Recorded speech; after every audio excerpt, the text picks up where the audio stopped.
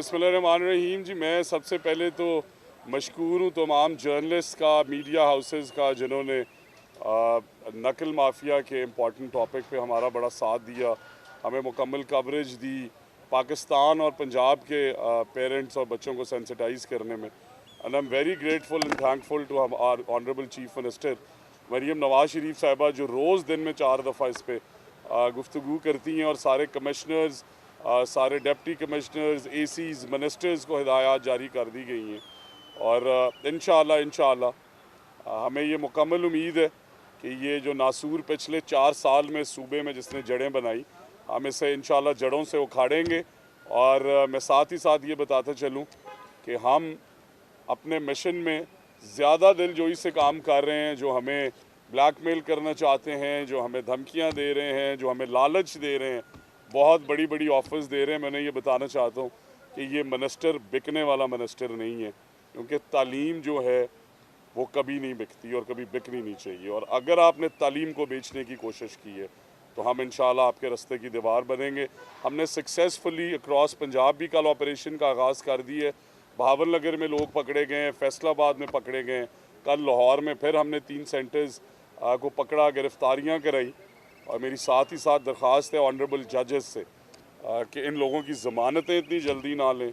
हम अपनी advocate general को ऑन बोर्ड लेके लीगल टीम्स लगा रहे हैं और इस पे हम बड़ा विजिलेंटली काम कर रहे हैं। बट ये लोग सज़ाओं के मुस्तहिक हैं और बड़ी कड़ी सज़ाओं के मुस्तहिक हैं।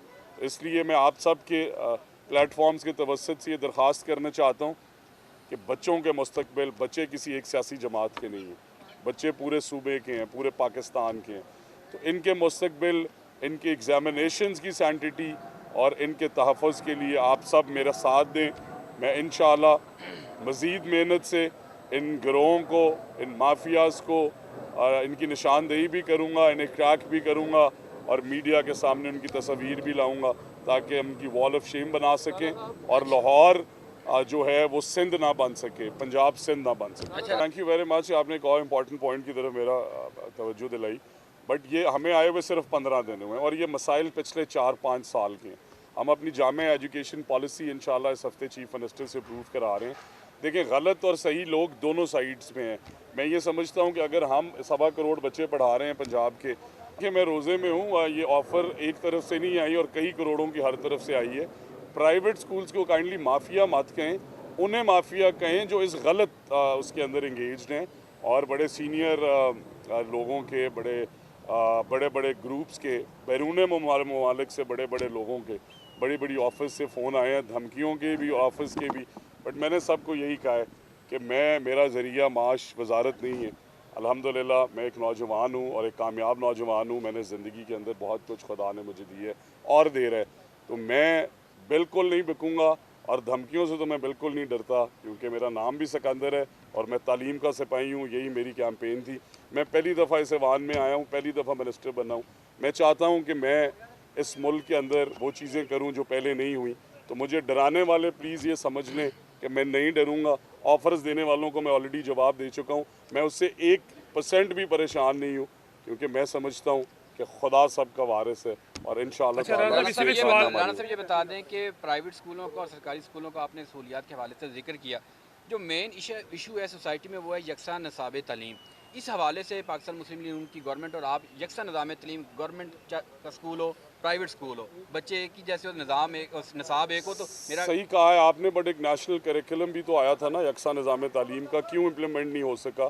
साथ ही साथ मेरी ये गुजारिश है, देखें हमने हर अच्छी चीज़ जो पिछली गवर्नमेंट में अगर किसी ने अच्छा काम किया है तो हम उसे आगे वैसे ही रोल डाउन नहीं करेंगे। हम उसे इम्प्रूव कैसे कर सकते हैं, यह ज़रूर। बट ये कोई तरीका नहीं है कि पिछले 15-20 साल में जो अच्छे काम हैं उन्हें भी आप हटा दें। बट साथ ही साथ सवालात तो जन्म ले रहे हैं ना सर।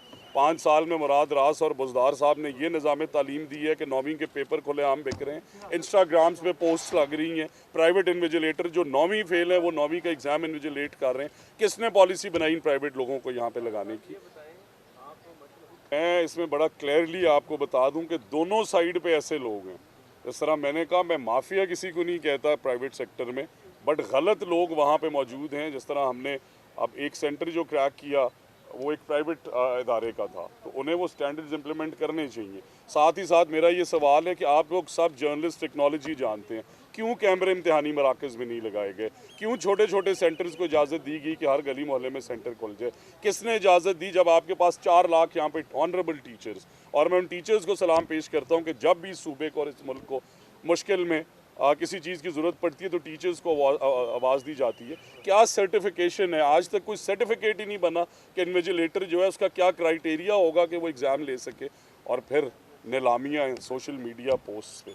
मेरी गुजारिश है सारे अफसरान से इस महकमे के भी, और हम बड़े विजिलेंटली सेक्रेटरी साहब और मैं इस पे काम कर रहे हैं, बट अगर हम प्राइवेट टीम्स के साथ मिलके हज़ारों बच्चों का मुस्तकबिल बेहतर बना सकते हैं तो शायद गवर्नमेंट मशीनरी को उससे ज़्यादा काम करना चाहिए। जो 4 दिन में पीछे मरीम नवाज शरीफ साहिबा ने एक्शन लिया और उसमें अगर 11 सेंटर और सैकड़ों की तादाद में इन्विजिलेटर्स पकड़े गए, तो क्या पिछले 5 साल में ये अमल नहीं किया जा सकता था? क्या वो चीफ मिनिस्टर इस बारे में सेंसिटाइज नहीं थे? किसने इजाज़त दी? 500 लोग उन्होंने डेली वेजेस पे भर्ती किए हुए, प्राइवेट कंपनीज बनाई हुई हैं जिसके थ्रू 50-60 70 हज़ार उन्हें तनख्वाहें दे रहे हैं, ड्यूटी पे वो नहीं आते, ट्रेनिंग उनकी नहीं हुई। ये जंग जो है ये बहुत बड़ी जंग है, बट इंशाअल्लाह देखिए आप आगे FA के एग्ज़ाम